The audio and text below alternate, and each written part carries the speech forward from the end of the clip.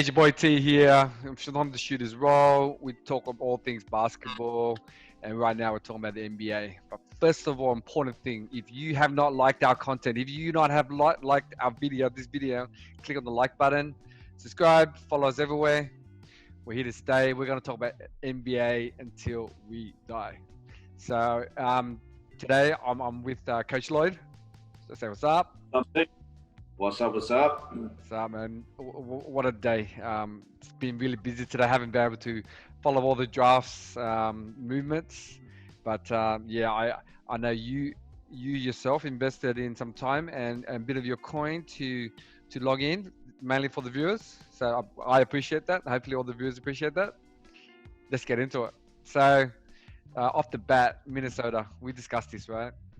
And you yourself and RJ thought it was going to be Melo, and I didn't think the fit with Russell would work. Right, there's too many ball dominant guards, so they went with myself. Ball dominant guard.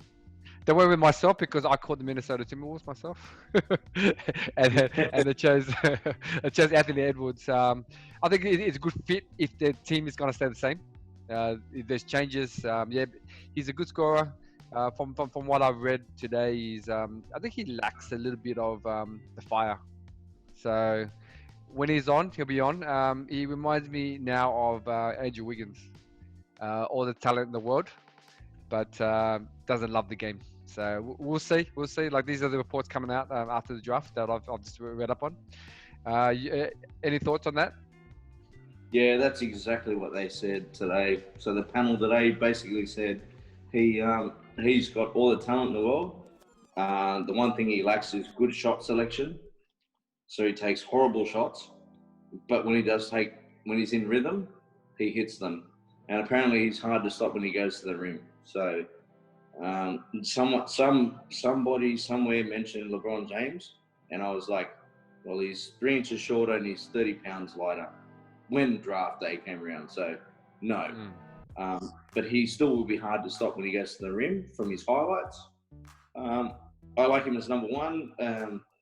I did mention earlier today to you, just via messenger, that I thought the top 3 would be the way that they ran from the mock draft.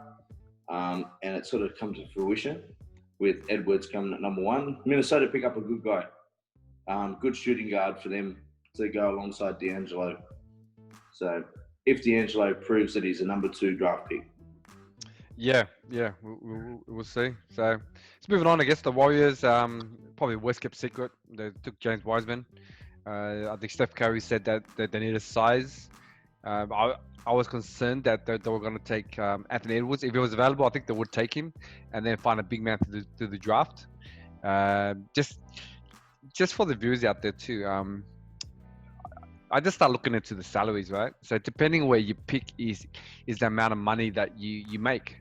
So with the Golden State Warriors and the teams that are close to the cap, they have to look out for these things. So I thought personally that the Warriors would trade down and I get veteran, and then maybe get the number 6 pick, which we'll talk about.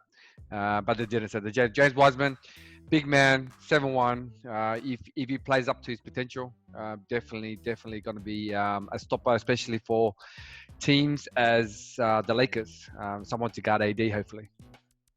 Your thoughts? Yeah, look, I like the pick. I said to you guys earlier today that it was mentioned and confirmed that Klay Thompson lower leg right injury. Yeah. So and that's before on draft day, thinking of a shooting guard may not be there for the rest of the season. So then they start going, do we panic? Do we then go LaMelo Ball? Do we go another guard further down? Do we go Okoro? That's how they go. But they stuck to their guns. They went to Wiseman, which I think is a great idea. Great addition. Draymond Green, and Pascal. They're going to be hard to beat. Coming up. Definitely. If Curry is healthy. Yep. And what do you think about Wiggins in terms of they're backing him? They're backing him for, I guess, the beginning of the season. Not sure if they keep him all the way. Maybe they bring up his stocks Maybe they keep him if he's a good core member. Trade. Okay. That's why we have you, Coach. Short and simple. All right. So with so the news are out of Golden State, their All-Star Klay Thompson injury. Hopefully he gets well soon. Love to see him play. Seeing the Warriors versus the Lakers at full strength will be definitely a highlight if he's able to get there next season, a full roster, and with the Lakers rounding up their roster when we get to it. So next pick, your boy in the Hornets, LaMelo. I think this was a good pick. This was a good pick. This was a match made in heaven. So now that LeVar can play MJ 1-on-1. Because he keeps on saying that he can beat MJ 1-on-1. They should televise this game and be a preseason halftime exhibition. I'm sure Mike won't do it, but it's just fun talking about it. Your thoughts on grading this pick? Ask LeVar. When LaMelo's name got mentioned, he had the face mask on and he was. Look, put his hand out, say, "Yeah, good job. I got there," and he just. Wasn't happy. And then he was the only person in the top 10 not to be interviewed because of technical difficulties, which is a LeVar thing to do. Yeah, like so obviously I'm happy with Edwards or Wiseman going ahead, but that's at the end of the day, this is business. It's what these guys do and the best fit for that team. Yep. If he goes to Charlotte, mate, he can do a lot of things. He's got Rozier right next to him. He can go and play in the 2 spot away from the basketball, just catch it and, shoot whatever he shoots, Yep. Just, he needs to finesse his game though. His shooting in the NBL was not fantastic. He had a lot of highlight passes and things like that. But if you look at his stats, he wasn't very good. And that was one of the things that was mentioned. He doesn't shoot the ball. Lonzo shoots the ball better than he did going into the draft. Yeah, and that's a big worry. And Lonzo got that funky shot. And the other thing for the, that sort of peeved me today a lot, and I sort of put it on social media on the NBL page on Instagram, was that LaMelo Ball went and said with the number 3 pick out of Chino Hills is LaMelo Ball. No, that's bull crap. Hey, it's LaMelo Ball out of Illawarra Hawks. He came from the previous professional, which is what it states in his bio. It says pro. So now it's not. Chino Hills is a high school. That's not your pro that you've just come out of. So don't disrespect him from where he went to and RJ Hampton went to, Didi Luzardo have gone to. That's what I mean. We've got this NBL NBA thing that they're both got this about. Well, obviously that's not a positive thing because they've obviously just gone negating that. So I sort of got peeved at that too. Same with RJ Hampton, which was later in the draft. But that's sort of definitely. No, that's a good point. I didn't realize that. I'm not watching it live, but there is a partnership there, right? So they need to. They're happy to use all his footage in NBL wearing the Hawks jersey. It's a bit strange that they would not give the recognition to the NBL. But yeah. And especially me as a Kings fan, I couldn't care less about the Hawks. But you have to give them the recognition because they did all the promo for him. They've given everything and they did everything for him. They allowed him to get in the gym at 7 a.m. They allowed him to do everything at Illawarra that he wanted to become a pro. Yeah, they've been literally bent over backwards for him to make sure he got that position, right? Highlighted him. They gave him playing time. It's a bit disappointing. But overall, I think Hornets had a good pick. Hopefully, he can mature in that role and then become the quarterback of that franchise. But we know Mike hasn't always been the greatest. I'm not sure if it's him directly picking, but I assume it's his team, right? So, but anyone who watches the documentary on Michael Jordan probably knows that he probably had a massive say in who he wanted. So, good on Mike. Let's move on to the next pick. So you got the Bulls, Patrick Williams. This is a bit out of the blue for me. To be honest, I didn't know who he was. In our pods, we just looked at the top 10 ESPN looks and reviewed. So, do you have any thoughts on that one? I just basically knew him as the florist. His mum was a florist, and that's what he talked about leading into it. It didn't really, you know, I mean, his highlight package was him delivering flowers. Okay. In the draft, so I was a little concerned about that. And then he had some good highlights, but the first thing was delivering flowers, and I was like, "Are you an NBA player or are you a florist?" So, it was a strange pick. I mean, the Bulls must have worked him out. They had to have worked him out. They had to have done some stuff with him and basically fit him into that rotation of what they're going to have. So, it may fit their program. I mean, Billy Donovan, he's got some work to do, but I mean, he does a good job. So, Florida State guy, you know, I think he's from Florida. He's a Florida boy, so that's where Billy Donovan has gone. I'll pick Florida. Yeah, it's a bit out of the blue. Shout out to the Bulls. They're literally been rebuilding since Michael Jordan left, or Derrick Rose got injured. So that's two things. Move on to I guess the LeBron's hometown, or next to his hometown, Ohio, the Cleveland Cavaliers. Isaac Okoro, your thoughts? I think it's a good pick, but they picked another guard, and they've gone guard over the drafts. I think they passed on Okongwu, which is the center from USC, who goes next. I think they passed on him, which I don't think they should have done. I think they should have gone something there, because I think they need some size. Like Tristan Thompson, he's 6'10" and he's getting old. Kevin Love, he's 6'9", he's getting very old. How about Drummond? To have Drummond, like, does that mean that they're into his plans? Another trade. Yeah. No, I think that's another trade. Okay. So that's what I mean. They needed some fresh, like something in the front court. Energy. Yeah. Just something like that, and that's where I thought maybe if you were saying about the Warriors with their cap space, maybe they trade down to 6. Okongwu goes up. You know, they trade Wiseman down, but honestly, I think the Cavaliers should have gone there. But Okoro could just prove everyone wrong and just come out and he could be the next, good gun for them. So, I mean, so he gets the number 5. It's a good spot to be in. Yeah, definitely. It's weird.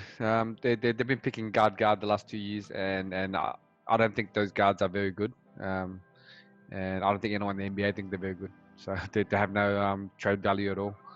So I guess it shows different organizations have different strategies. So I don't know what Cleveland's doing, but yeah, good on him for getting so drafted so high and getting that paycheck. So move on to the next one, number 6. Okonyu. I was butchering that. Onaku Okonyu. Yeah. So I was correct. So I said he'll be picked 5 to 10. What? So after we spoke about him on the last podcast, and then I was doing my editing and I found some clips of him who's putting it in. Like he has some definite defensive skill sets. Like he gets to the spot and he jumps straight up. This is probably the hardest thing for a defensive player to learn. Like you think about, as yourself coaching kids, you tell them 100 times, go straight up, vertical, cylinder, get their spot. It's just, it's not, defense is not desirable, right? No one wants to play defense. Everyone wants the ball, put the ball in the hole. This guy is definitely a guy that is proud to play defense. Like he does not want you to score on him, and that's what I got from my research from him. Your thoughts? Yeah, no, I had a big a big upside for him. I think he's a good kid. There's a good story in the background. He wears a bracelet. It's for his older brother that basically was at Chino Hills. So he was at Chino Hills with Lamelo, The Ball and all family. them. The Ball, the Ball brothers, and Yep. they basically went 35-0, and he was the center, and his older brother had an accident, hit his head, passed away, and blah blah.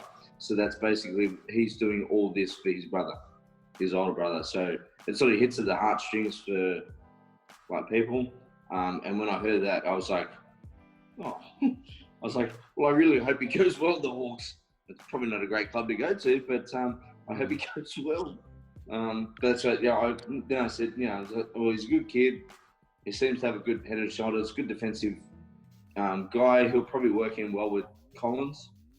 Yep. So they may move Collins down to the 4 and put him in the 5. And then you got Trey Young as well. So, I mean, there's an upside for the Hawks. They just need to direct it properly. Yep. Do you think it's a bit crowded because they got Clint Capella in the Rockets trade, or is Clint? Do you think Clint's on the move too? No, he's going to go. They'll move him on again. Yep. He may end up being just a sign and trade. Yep. Just Definitely. fill his contract out and then just pay him out and move him because you're getting a good kid who can make a free throw. Who can make free throws. Yeah, definitely. So let's move on to, I guess, I just a shout out to the Hawks and Hawaii. Definitely having something to play for and having like tragedy in your life, as you know, and I know that it drives you to be better every day, and it makes things more real. To play basketball and have that opportunity to be in the NBA, I guess make him some money, get fame, rich. I think in his heart he will always remember the people that he lost and he'll be doing it for them. Like having that energy to do for someone else is definitely it's a push in the right area. So all right, so number 7. Yeah, good kid, 100%. So number 7, the Joy Pistons pick Killian Hayes. Killian Hayes, yeah, Killian Hayes, Frenchman. Yep. Frenchman. I don't know anything about this guy. Your thoughts after watching the draft? So they say he's Tony Parker-esque, but he's left-handed. He's very smooth. He has a great dump pass. He's got a really good bounce pass. I've seen some of his highlights. He looks like he's a complete kid. And when his name got announced, he sort of had this, like, it's me. You know what I mean? Like he wasn't. He had no idea that he was going to go anywhere. Okay. I mean? So like he had no expectations. It was happiness, yeah. So his mum's French and his dad's African American, so he basically has that French tie. So he'll play for the French national team going forward. Yep. But he nominates himself from France. So it's awesome. He seems like a good kid. He's left-handed. He doesn't stroke it as well. I think he's 29 or 30% from the 3-point range, but he's great in the 2-point range of free throws. So yeah, I think the Pistons got a good one there. Oh, cool. Really good one. Cool. All right. Take a word for it. So next one, the team that's close to our hearts, d-swizzle. Shout out to our boy that's been preoccupied with a couple of things in his life. He'll basically have some guest spots on the show for sure. So the Knicks pick Obi Toppin. Personally, I think this is a good pick. He reminds me a bit of Amaya Stoudemire. He's grown into a body. He was maybe a small forward shooting guard and he became a power forward, and he hasn't learned how to play the position properly. That's why in a lot of scouting reports, it says that his defense is not that great, but he was a college player of the year. So I like to speak for sure. The Knicks, I think, picked a sure thing. I'm surprised that he dropped this low, and the ones above him kind of missed out on a player, the guy that's shown the most ability in college, and he basically back it up. I guess maybe the top teams didn't think it would translate into the NBA. Your thoughts, Coach?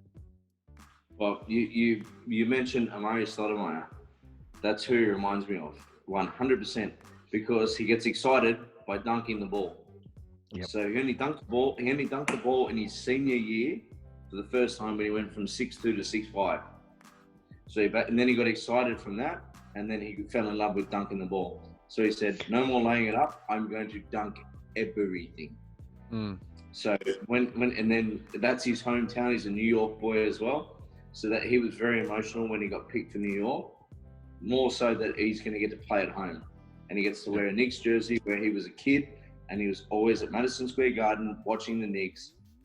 I really like that pick. And the first thing he said was, "I will play 100% in New York, 100% of the time." And I was like, well, you've got a good one there, the Knicks, because he seems like a good kid. And you've got Tom Thibodeau as the coach, so you know that he's going to get the most out of him. Yeah, definitely. There's no slacking off, right? So Tom Thibodeau will basically make him play deep defense. He'll teach him the game. Being at home too, he has so much to play for. Like for these NBA players, it takes maybe sometimes takes 10 years, like Kawhi Leonard to play for LA. It took him that long to get to LA. So for Obi to get it in his first year, his rookie year, it's awesome, but it's also a lot of pressure too. Playing at the Garden, it's not they're not very patient with their team. Being there live and seeing sports in that arena, it's next level. They want winners. They don't care. They want winners. And if there's anyone else left in New York after the last couple of months. So then you got number 9. We're going to the bottom end of the lottery. So then you got the Wizards, Denny Abaji. Abjia. Okay. Abjia. So yeah, I didn't know. I guess of him. I guess because the Golden State worked him out. Saw a couple of highlights. His game is underdeveloped. He definitely has size. It looks like he has a bit of everything. But he hasn't proven to be a superstar, I guess, in the European leagues.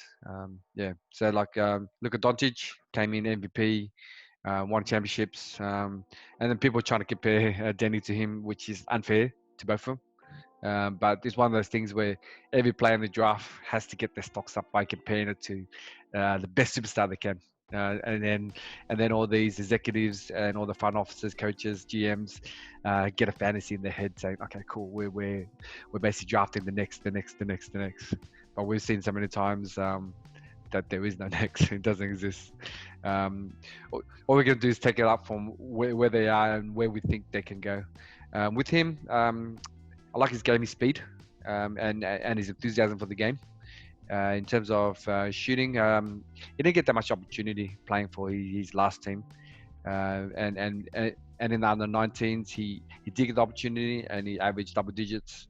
So I think it's a good pick for the Wizards. They can bring him along slowly. They have their draft pick from last year, Rui, so they can play. They can get Denny off the bench, move him along slowly. There's no drama for him, so it's a good, I think, pick both ways. Your thoughts, Coach? Yeah, no, I agree. Coming out of Israel too, like it's hard because he's Tel Aviv, yeah, but you know he's going to play hard. He's going to be polished shooting the ball. He needs to be able to guard in the NBA style. That's the difference. So don't anyone say anything about Luka Doncic, please. It's very, very far on the spectrum. You're talking about the high point of it, and like there's Luka, and here's him coming in the draft. He needs to work his way this way. Luka doesn't need to work his way down that way. No, definitely not. Definitely not. And I'm being very honest there. Do not compare him because he's going to come in underdone. He's going to have to learn very quickly the physicality and the athleticism of it. And he's going to have to learn how to not bludge. Yeah, I've noticed in some of the games. I watched one of the games the other night. I noticed him bludging a lot. So I hope he doesn't bludge when he's in the NBA because he's going to get dunked on, and he's going to be sitting down a lot of the time. On the other side of Luka Doncic, who's going to play the whole game. Good segue there. Good segue. Let's move on to the next guy. Number 10, the Suns. So shout out to the Suns, right? So they've had some big news lately. So they've drafted. Sorry, they've traded for CP3. So the first one. Yep. So let's talk about that for a bit. CP3 had a career year, becoming an all-star again, playing for OKC. OKC got a bunch of draft picks. They've got so much draft picks in their chest now. They've become the new Danny Ainge and the Celtics. Danny Ainge and the Celtics haven't. We'll talk about them when they come up next. But yeah, it's definitely assets for OKC. And with Devin Booker, there was rumor Devin Booker wanted out. With CP3 there, definitely could play another year, and then hopefully get some more players for next year, or even this season, trade more season, and hopefully Devin Booker's happy and he stays with the Suns. So, Coach, you've got anything to say about the trade? And then they also traded for another player. They traded for another player. I can't recall the name. I'll look it up. So they basically incept Ricky Rubio and Kelly Oubre Jr. Did they trade for anyone else? That was the Bucks. Yeah, they got rid of those two for Chris Paul. So I feel like that my thing with Kelly Oubre, he was, if I'm going to put it politely, he was the MFer of the team. Yep. He was that guy that he brought that fire, that muscle to a team, and they sort of shipped that to get CP3, which is fine because they went 7-0 in the bubble without him. Which is probably where they went with that. Yeah, but I mean, definitely. He's going to make you better, whether or not you think about it or not. OKC was projected last year to not even make the finals. That's right. And I think they finished sixth. Yep. So yeah, you can't do that. Yeah. He's going to make you better. He's going to make Devin Booker better. And DeAndre Ayton is going to get excited by setting screens. Because he's just going to get the ball wherever he wants it, however he wants it. You get lobs, and everything. He's going to throw it back to him. He's going to catch that 45 jumper. He's going to shoot it. He's going to find Booker in the corner. All he has to do is shoot it. He doesn't even need to work for it anymore. Just catch and shoot it, dude. Come off screens and just catch and shoot. Chris Paul to them, it's a big thing for the Suns. So yeah, I like that. But when you talk about that draft, Jalen Smith. Yep. He fits in that mold too. So he could be the other guy on the other side of Devin Booker. So if Booker's coming off things this way, he might come off things the other way. So that's where they sort of went with that pick, because they need someone opposing the other side. So wherever Booker likes coming off the left side and coming into things, he can go off the right side. So I like that pick, and it'll probably stay as it is. Okay, and do you think it? So that's another building block for the Suns. What's that? Oh, sorry, that's another building block for the Suns. There's someone that can build around. Sure. Booker here, himself and Ayton. Yeah, and then and then Chris Paul gets his money. He teaches these guys like he taught Shane Gilchrist. He killed it this year. Like he taught him everything, and then OKC's like, okay, cool. Let's move on. Like they pretty much got it. They both parties won out at the end of the day. You know what I mean? Okay, see. Let's move on to the Spurs. So number 11, Devin Vesey. Did you like this pick? I don't know much about him. Yeah, look, it's just another. It blends into their program. They've had Lonnie Walker, they've had Bryn Forbes, all these guys, they fall in the Spurs program, they get good. But I don't know where he's going to fit in. So they have a lot of young guys, and then the opportunity might not be there because he's got a couple of players ahead of him. So yeah, let's just see. He may be a D-League guy and then back up and play the fifth guard spot for the Spurs. Bryn Forbes, Lonnie Walker, Patty Mills, you'll be behind most of those guys. Mm. But I mean, it's not a bad thing because you can learn from them and you're gonna have pop. Yeah, definitely, You get definitely. pop in. That's key thing. Like having pop to learn from, and Yeah. and all those veterans on the team. Okay, so next one is number 12. You got Kings. You got Tyrese Halliburton. Halliburton. Halliburton. Yeah, your thoughts on it, Coach? I thought he should have gone higher in the draft, but we sort of said that Patrick Williams went early in the draft at 4. I thought he might have been there. That was my thought, but that was just for me. I think he's quite a good player. I would have liked him in my team, and the Kings have picked the steal. They've sort of got one. Yep. They've got a steal there. He's gonna be pretty good, and good luck because the Kings have already gotten rid of Bogdanovich, so yeah, he's going to be a steal. Yeah, would they because he played point guard in college? Is that something that Right. they will keep him? Yeah. Yeah. But then for the right. Kings, and Halliburton, he's got a nice game, and he's talented. He's talented, mate. So going at 12 to the Kings, they picked up a steal. I thought he was higher, but oh well. That's pretty new for the Kings to pick a good player. They get a steal. They don't get steals. They normally turn it over. True. All right, so 13, we got the Pelicans. Kara Lewis? Kira Lewis. Kira Lewis, okay. Your thoughts on that? Kira Lewis. Yeah, that's good. It sort of fits Zion Williamson's mold. So it's another, just another guy that's going to help them. They're gonna basically be in rebuild now because they're Drew Holiday short. I mean, he's 6'3", he's a point guard, so they needed a point guard, getting rid of Drew Holiday. Yep. So maybe they can mold him into the next point guard that they need. Is that a point guard come from the bench because you got the other boy brother playing point? Would that be like point guard coming off the bench? Yeah, for sure.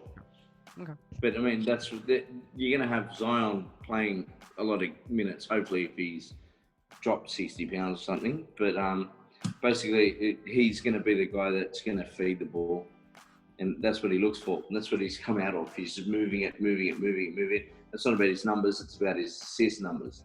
So he makes other people better. Yeah, we just got to skip through a couple of draft picks. So the Magic got Cole Anthony. He's I think he's a good player. Yep. Coming out for the Magic too. Yep. Yep. So, and I guess we wanted to cover Josh Green. The Mavericks drafted him at 18. So. If you don't know, we're an Aussie podcast, so we always supporting the Aussie guys on top of everyone else. So yeah, Coach Lloyd, you're really happy about this. Express your emotions, sir. Express your emotions. No, it's good. It was very good. No, it's unreal. It's great for his dad, Delmas. Delmas was a phenomenal coach here in Sydney. Josh played for Hills. Shout out to Hills as well. I still hate you, but shout out to you guys. So for all the viewers that I'm watching from Australia, Hills is just it's an area. So it's an area that have a bunch of teams, and there's a representative team. So they select the best players, and myself and Lloyd we're for the Comets, which is more different part of Sydney, and then we always have good battles with them. So just a bit of information there. So. Yeah. What do you think? What do you think about him as a player? His dad was emotional. Delmas was just like, the first thing he did was like stand up and just bang hard, and it was awesome to see his brother Jay, who I coached.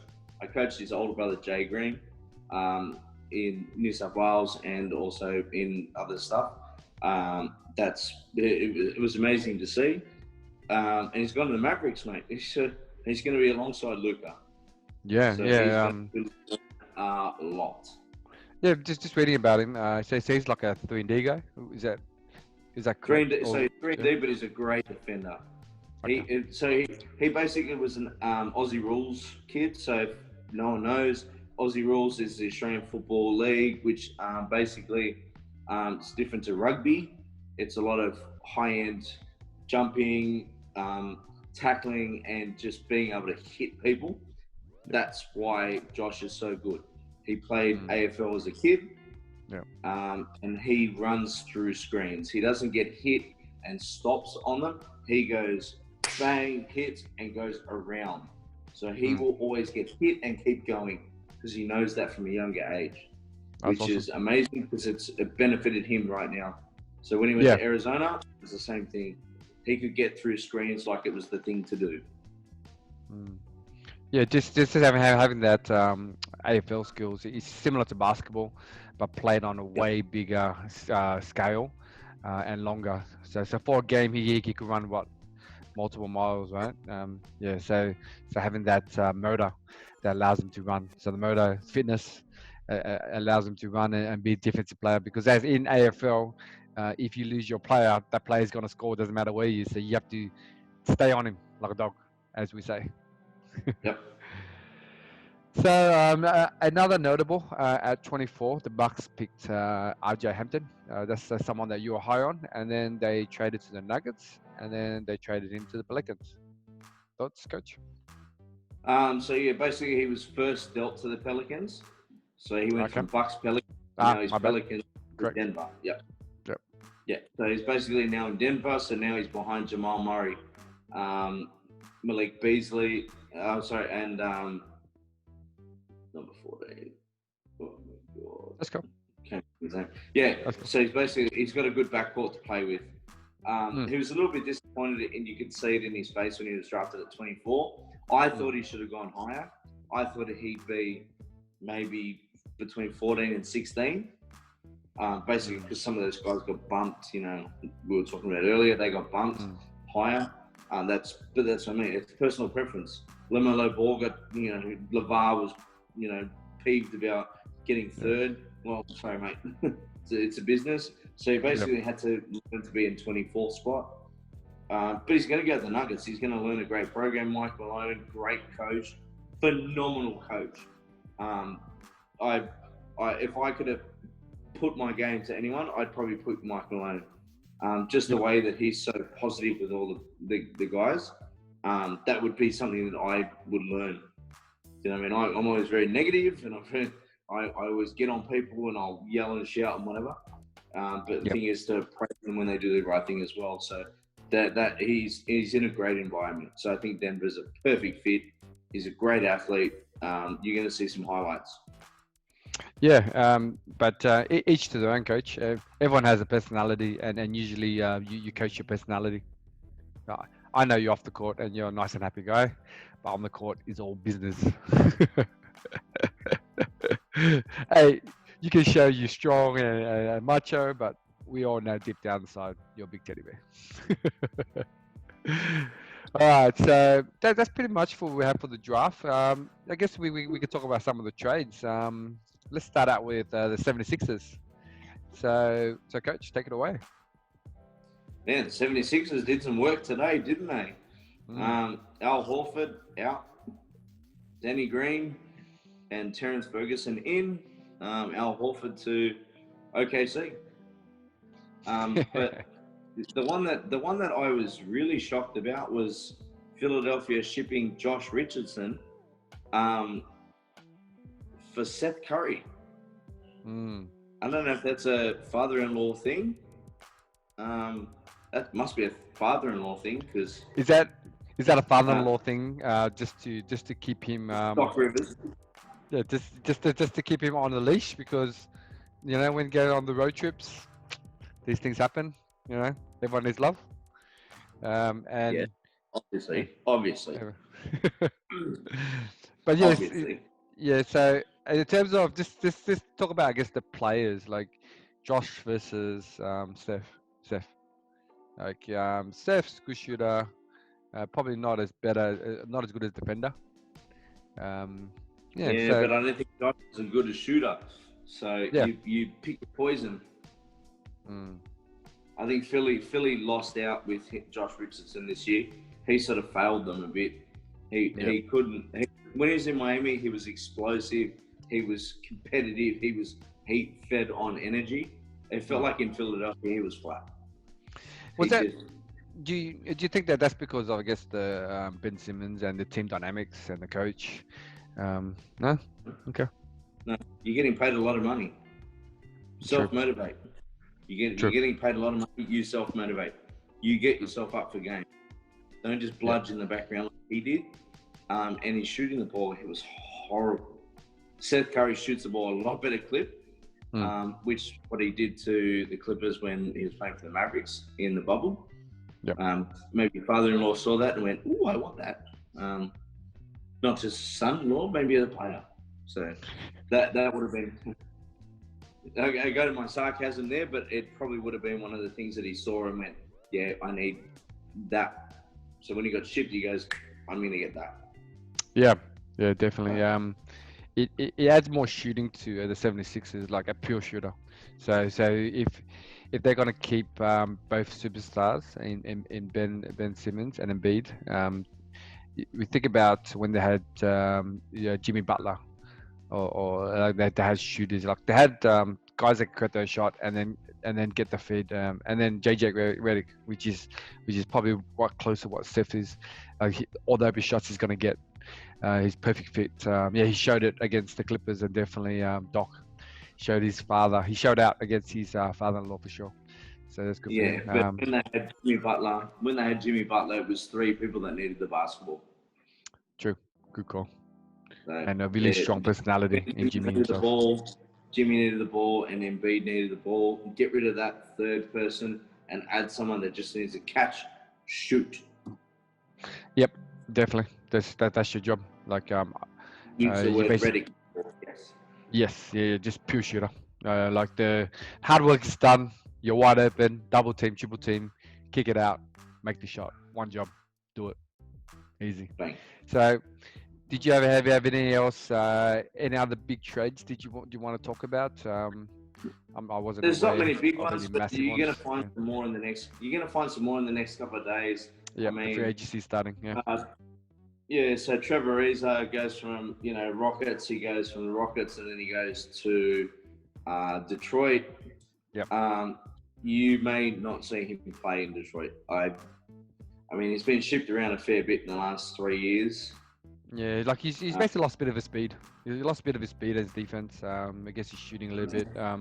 And he didn't get in the bubble. Like there's nothing against that, but when you don't get in the bubble, you lose your stocks, right? As we talk about certain players, you kind of like get faded to the background if you're not in the limelight of the existing games that are available.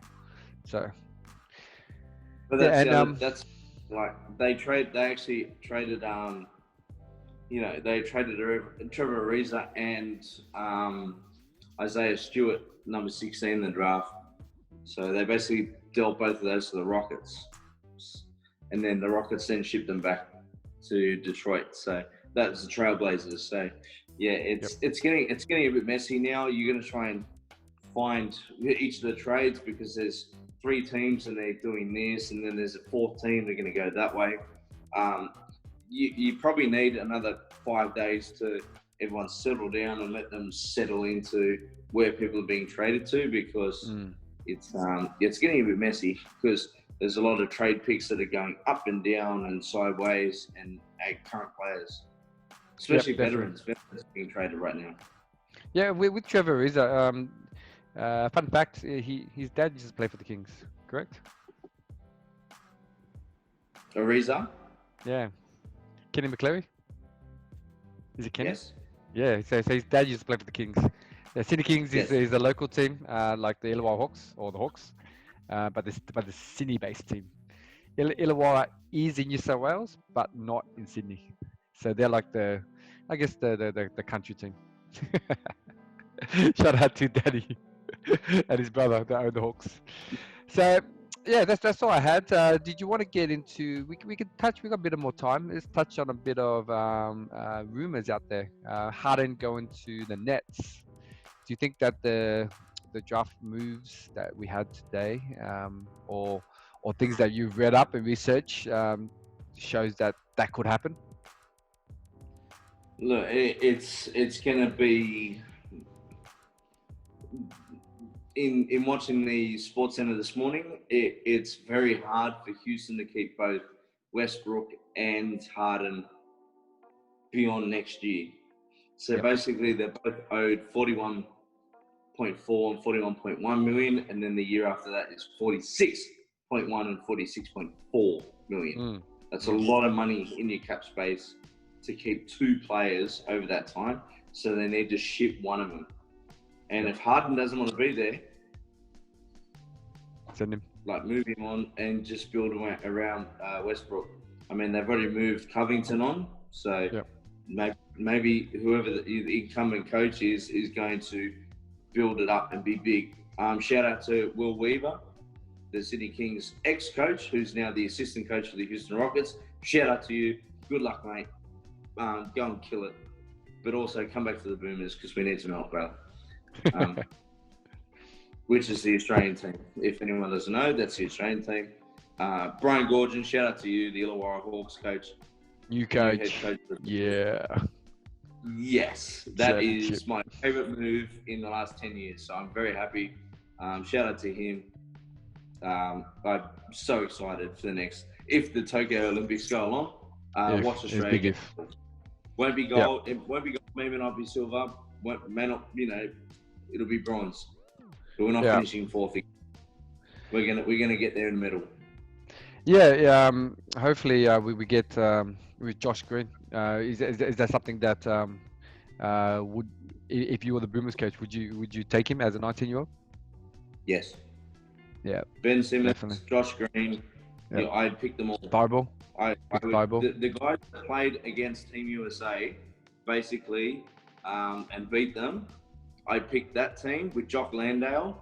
I would pick him 1,000. He should have been in this draft, like Jock Landale, or he should, like if he was in last year's draft, he needs to be playing in a team because he is one of the best prospects that you'll find. He went to St. Mary's. He is a gun. He's a bastard, and that's exactly what every team needs, and that's what the Boomers had. That's how they beat Team USA, because of him. They need that. You're gonna have Bogut back again for the next Olympics. You're gonna have Landau. You're gonna have guys. Ben Simmons comes back. Dante Exum is available. Josh Green. Yeah. Dellavedova, Patty Mills. Aaron Baines, Patty Mills, Joe Ingles. Yeah, we're gonna fill the board. So, watch out for the Boomers, man. I would not like to play us in the next one because we've already lost the World Cup and come fourth, which we shouldn't have. That's going to hurt them, but it's going to come back worse. They're going to be ready to go. I can't wait. And that's another bit of news for the world. I think that's definitely a topic that we can talk a whole podcast about, all the Australian players and leading up to the Japanese, Tokyo Olympics in Japan. Yeah. So, any last thoughts, Coach, about your day, the draft? Any trades that you're thinking of? We will basically talk about more detail in the next pod with all the trades after the free agent period, which is not long, and then we get preseason. So I'm pretty excited as a fan because we are a media brand for the fans and by the fans. So yeah, I'm excited that the season is off season so short, and we get NBA action within close to a month. So 34 days. Yeah, 34 days to be correct. Thank you, sir. So yeah, be specific. My first worry is Milwaukee. They've got 7 contracted or 8 contracted players with 4 people not signed because they've dealt away picks everywhere and they don't have the people. So what do they lose to get 5 more people? So what's this space for the Bucks? Did you like the Bucks trade for? So they sent away the point guards and they got Drew Holiday, right? Yeah. Yeah, but that's what I mean. They've basically got rid of 3 for 1. That's what I'm saying about their numbers. They've got 8 contracted players with 4 remaining. Yeah. It reminds me of, I guess, when Miami formed the Big Three. They had 3 players signed and had to fill out the roster. You know, and the Bucks, they're not a lock for a championship. So when Miami did it, they had a lot of ring chasers and guys that ending their career. So it'll be interesting because not many free agents go to the Bucks. There's nothing to do in Milwaukee. Yeah, so Right. definitely interesting. I guess it's something that we can dive into with the next podcast and the crew and our guests. But that's all we have for now. So for me and Coach Lloyd, Coach Lloyd, you want to say anything to everyone? Peace and thanks everyone. Make sure you like, share, subscribe, hit that button, hit the bell, so every time we post a video, you get that notification. Because we're here by the fans, for the fans. You know what? That's what we're here about. Yeah, definitely. In our statistics, it shows 80% of you are not subscribed. So it's free. Help us out. It allows us to know that we're doing the right thing. We'll be here, hopefully, shooting videos every week. So thanks, guys. We'll see you in the next one.